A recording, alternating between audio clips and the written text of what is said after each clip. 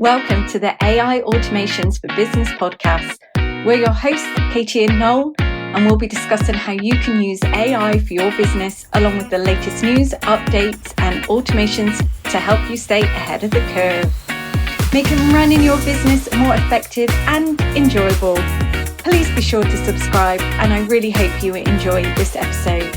Hello, welcome back to another episode. And today we are talking about prompt engineering for ChatGPT, so you can create content that actually sounds like you. And Noel, I know that you are a whiz at prompt engineering. Yeah, I've been using I've been working on prompt engineering for quite some time now. I feel like it's been, and I feel like you were doing prompt engineering before people actually really knew what that was. Yeah, I think so. Yeah, when ChatGPT first came out, that's when I first started using it, obviously, and asking questions. And I was like, "This is amazing!" It was such a big technological leap, but then at the same time, it was all a bit samey and a bit, it was not the best responses, but then I wasn't giving it the best instructions. So that's kind of how I was like, well, I need to figure this out.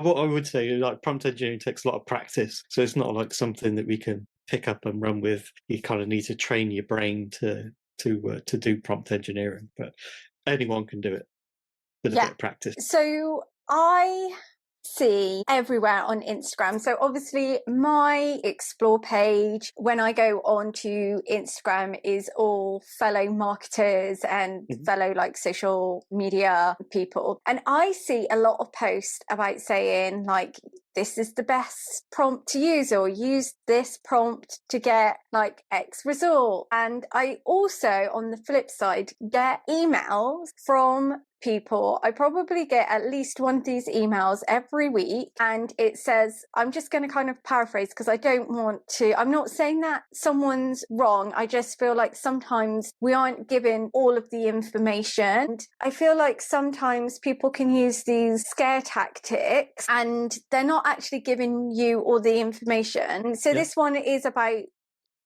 business owners using ChatGPT to generate hooks for social media captions. And they go on to say, like, how do I know you're using ChatGPT? Now, for someone like me and you, we can pick up when someone's using ChatGPT for, let's carry on with the social media caption example, because they haven't used prompts in a way to get rid of those telltale signs of ChatGPT and those structures that just the basic ChatGPT, would have. So, and this person then goes on to say, like, it's not very good for creating hooks, but actually I find that it is because of the prompts that I'm given it.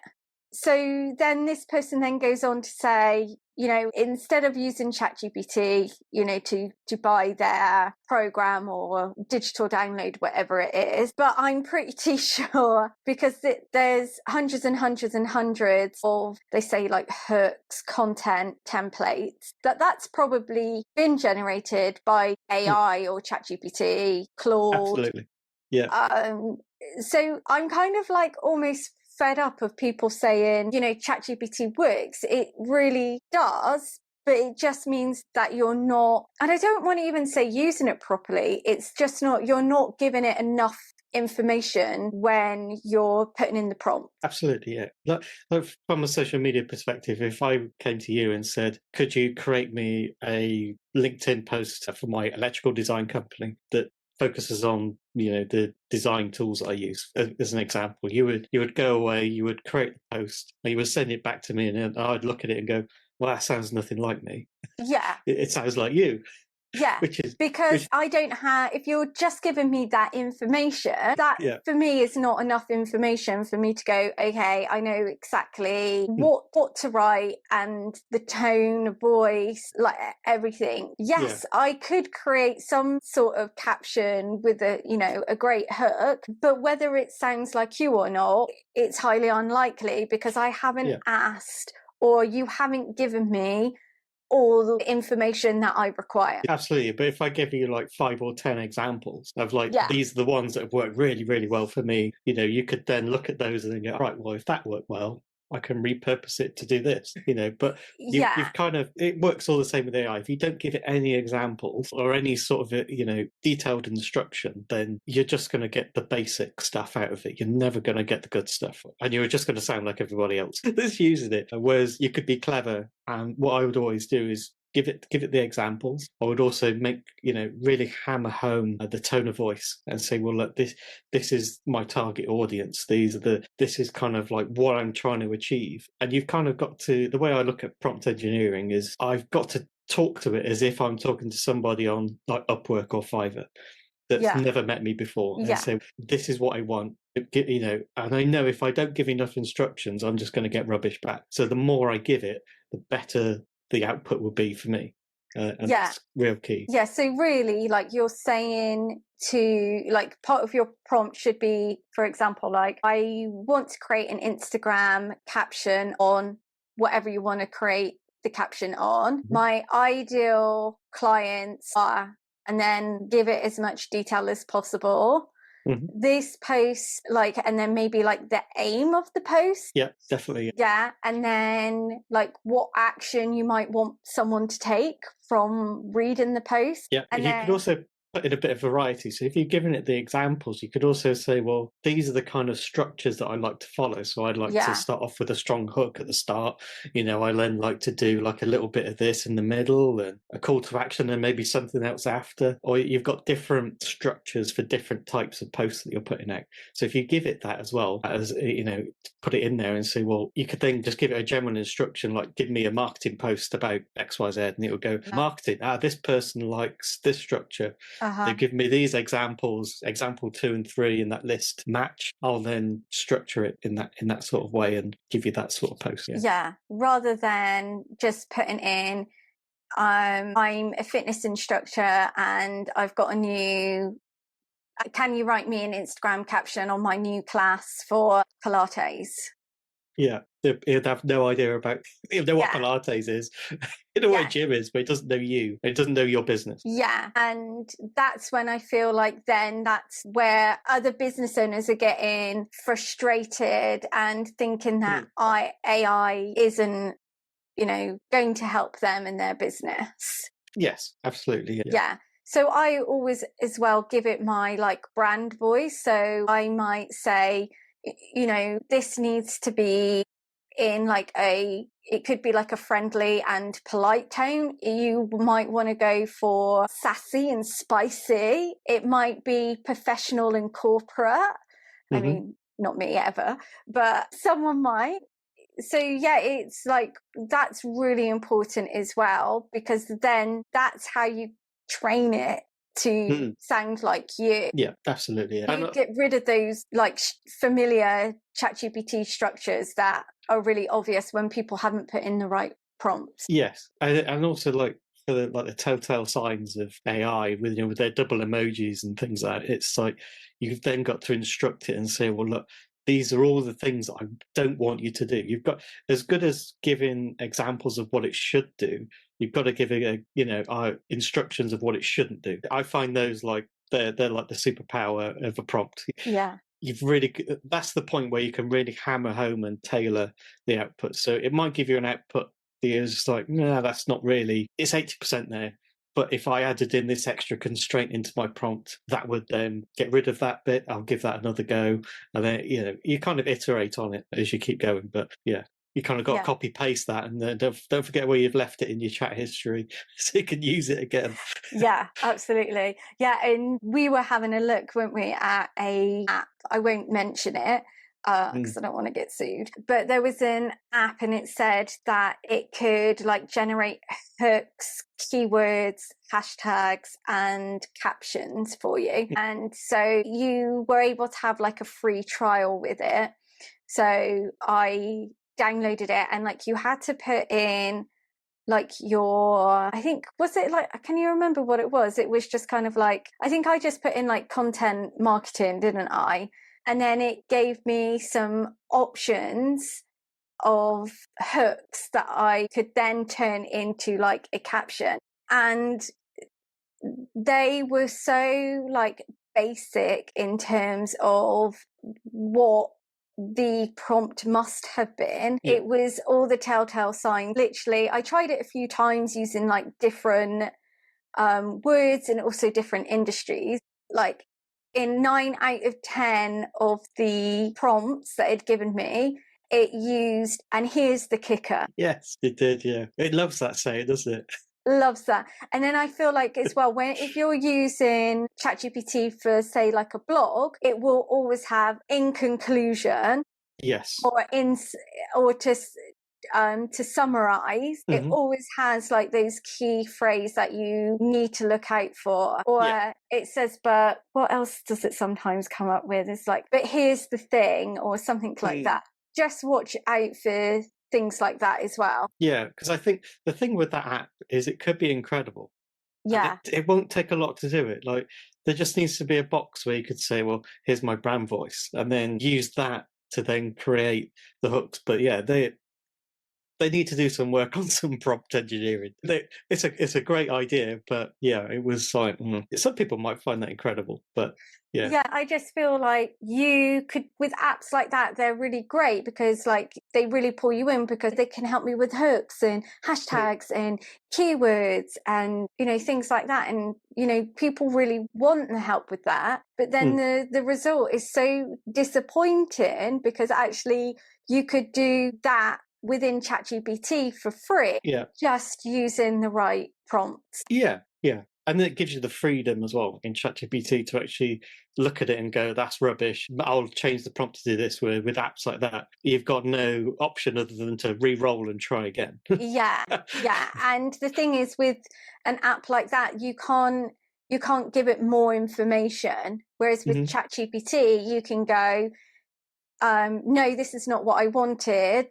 You know, and then like you can add in more information or more details. But I think one thing, if you're like really serious into like creating, you know, or using outputs from ChatGPT, then I would definitely suggest like getting the Plus account. So then you can create your own custom GPT. So you could input that prompt that you've created within a normal chat and then have that within your own custom GPT. And then you don't then have to then worry about it ever again. You can always add to it. You can always add examples. So if one post one day went absolutely crazy, you could go, right, that needs to go in the GPT, and you copy paste it in and it sits there. And then all you need to do is just open up your GPT and then just say, I would like a post about this. And then there it goes straight off. Would you kind of give it more information rather than just copy and paste in the caption in? So would you say, this post performed well and it was, I don't know, like a storytelling piece of content? Like, would you give it that much information? Or you can do, and there's nothing wrong in doing it. Like for me, I usually don't. I would just say, well, look, this is good, a known good. So use things, you know, in that sort of area, and then just use the prompt then to constrain it and make sure that it gives you the same sort of stuff. Because there's also another good one that most people forget about, especially us English people, we forget about it, is most people would then just copy paste it and then not realize that things like revolutionize may have a Z in it. Yeah, specialize. Yeah. So, you know, you've then got to make sure that within your constraints that thou shalt only ever output UK English or whatever, you know, whatever different dialect or whatever, you know, you've got to really hammer that home because you always spot like a UK company and you go, well, they haven't written that. Yeah. And also one to look out for as well is the M dashes. So it's the little dashes. Now, not a lot of people, more so I think in the UK, don't naturally use M dashes in their writing. And I feel like M dashes are like for people who are doing like a lot of more professional writing, I want to say. I mean, don't come at me at this one because obviously I don't know like how they are taught like in other countries, but I don't ever remember being taught M dashes at school. No, I don't either. If I did, I was my mind was on something else. Yeah, I was off sick that day. I was skiving clearly that day. But I feel like, they would have been taught for more than like one lesson. Yeah, they did. Yeah, so just be careful as well. They're M dashes, they're not hyphens. They are used in a different way. And I feel like that is a very telltale sign if that's not how you write naturally. Absolutely, yeah. But if you've given it examples, it should already know that.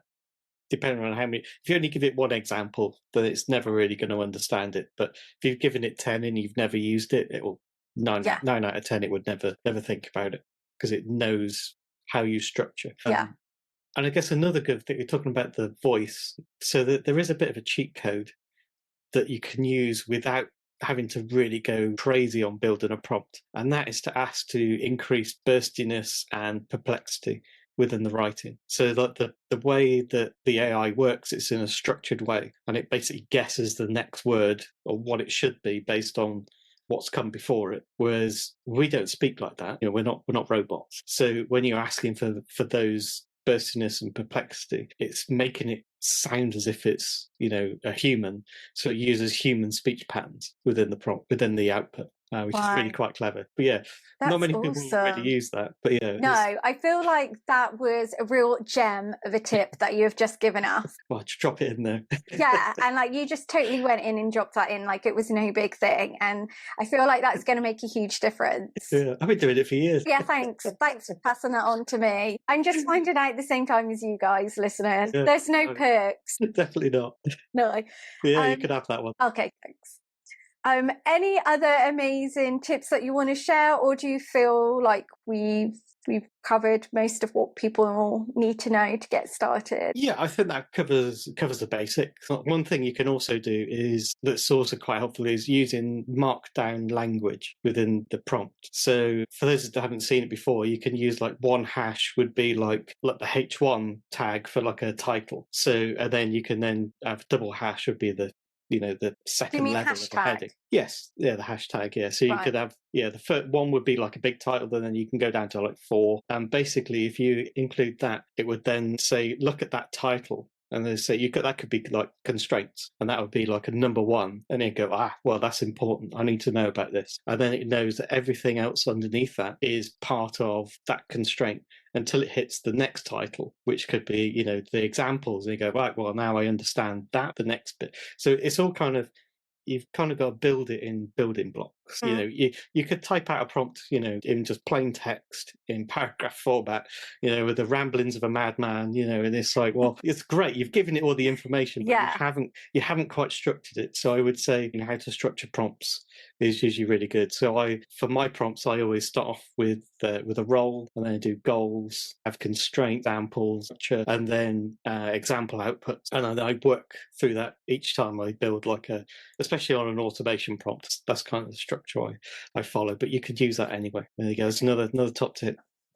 And also we were mentioning about, putting in captions, because we were using captions as an example, so if there's captions that you've written and they sound like you, to add those in. But it's really important as well, like if you want to use ChatGPT for hooks, then to do the same. So any hooks that you've written and they're like, yes, this is the structure that I want for my hooks, to add those in as well. Otherwise you are going to get the very standard structure of hooks. And so it's a couple of words, then a colon followed by more words. And that's when I feel like that's a very telltale sign as well, because I feel like not a lot of people naturally would write like that. No.